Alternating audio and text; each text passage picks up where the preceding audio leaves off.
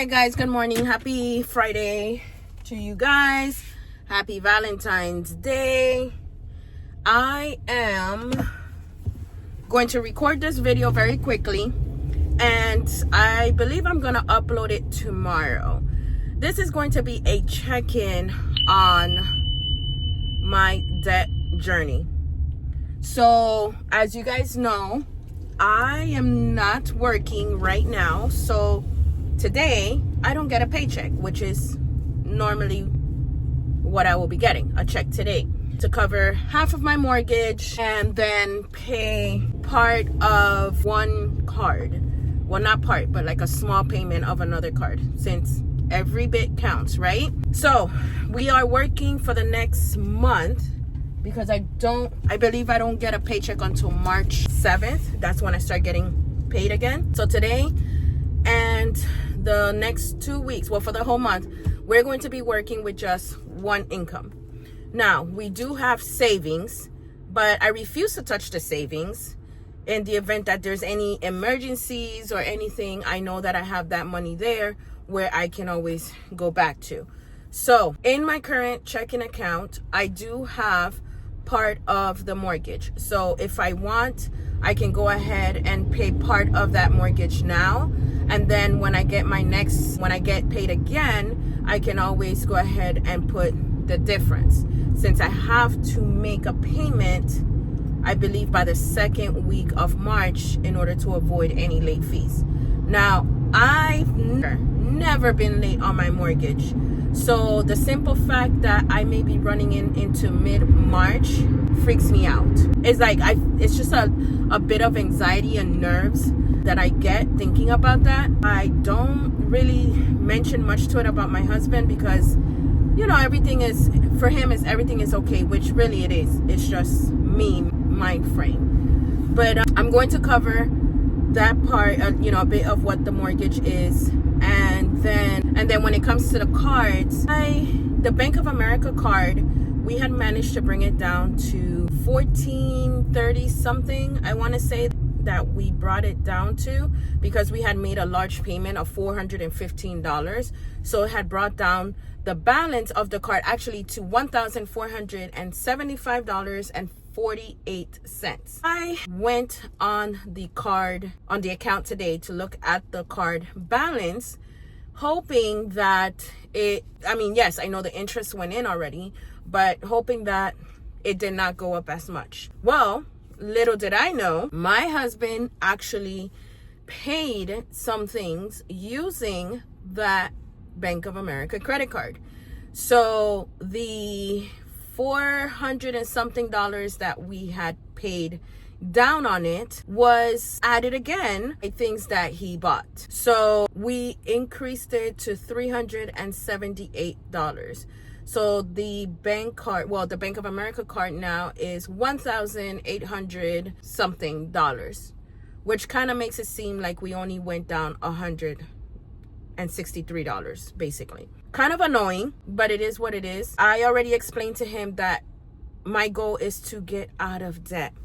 We want to refinance the house. Rates might be dropping in April. So if rates do drop in April, we want to refinance the principal balance that we have, which is $179,000, I think is what we owe on there.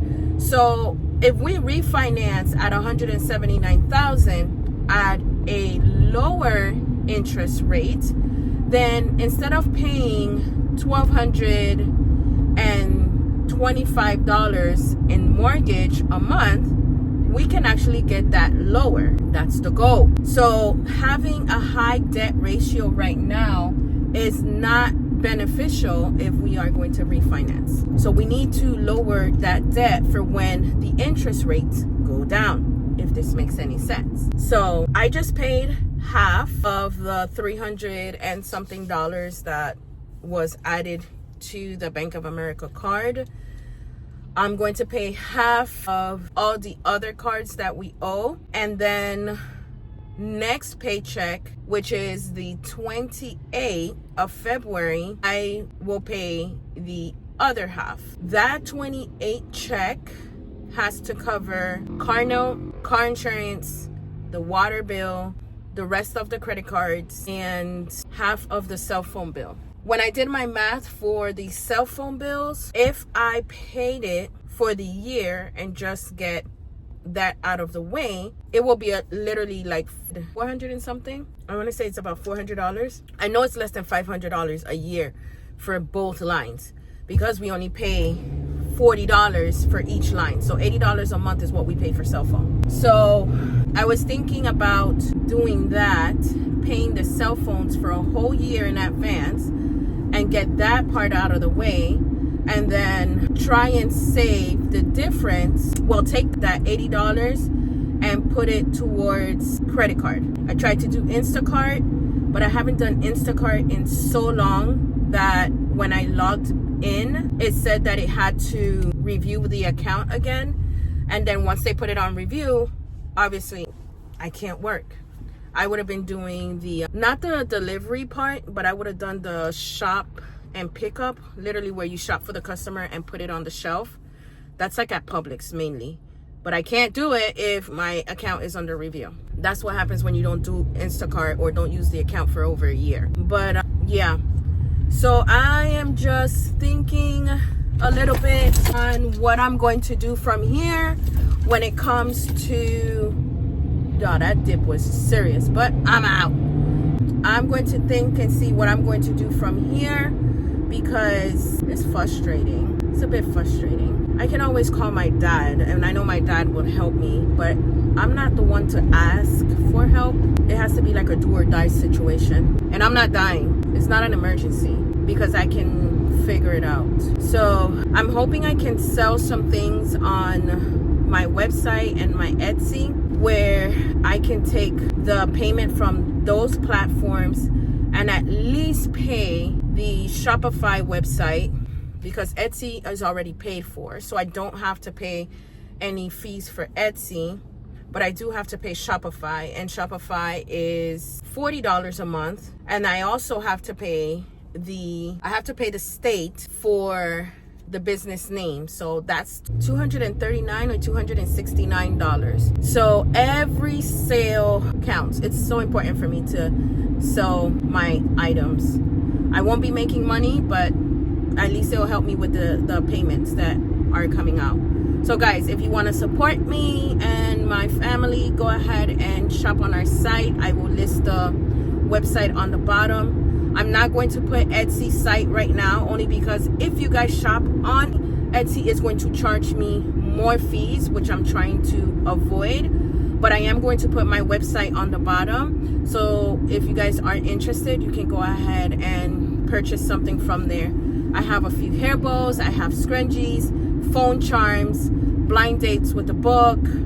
I do have some shirts on there, some sweaters on there. Please support your girl. I don't even know what to say. I just feel like I'm rambling right now. But yeah, please support your girl. We work very hard on these items. We really do. And you guys get it's free shipping after $35. So it's easy to get $35 worth of stuff on the site. Well, actually, you can get a lot of things on the website with $35. Our things are reasonably priced. So yeah, I think I'm gonna end this video here because my cocoa is literally spinning like a hurricane right now, trying to figure it out and not worry so much about what needs to be paid and what doesn't need to be paid. But although I'm worrisome, I am still happy. Worried but happy, because I am not in an environment that's toxic. I'm not in an environment that's toxic. So I'm still happy about that and excited to start my new job. But I'm gonna end it here. It's a very short video. It is what it is at this point when it comes to that debt and that credit card being increased a little bit. We gotta keep going. Like I said on my last video, we can't cry over spilled milk. All we could do right now is dry it up and do better. Oh, on another hand, I took my Chase my Chase credit card. I took it off of my Apple Pay and I took it out of my wallet. So I am not tempted to use the card. I know it gives back rewards like cash back and stuff like that, but I'm not going to use it, not even for the cash back, if I have a high balance on it. It just does not make any sense to me. So I took it out of my wallet. It's no longer in here and it's no longer on my Apple Pay, so I will not be using it.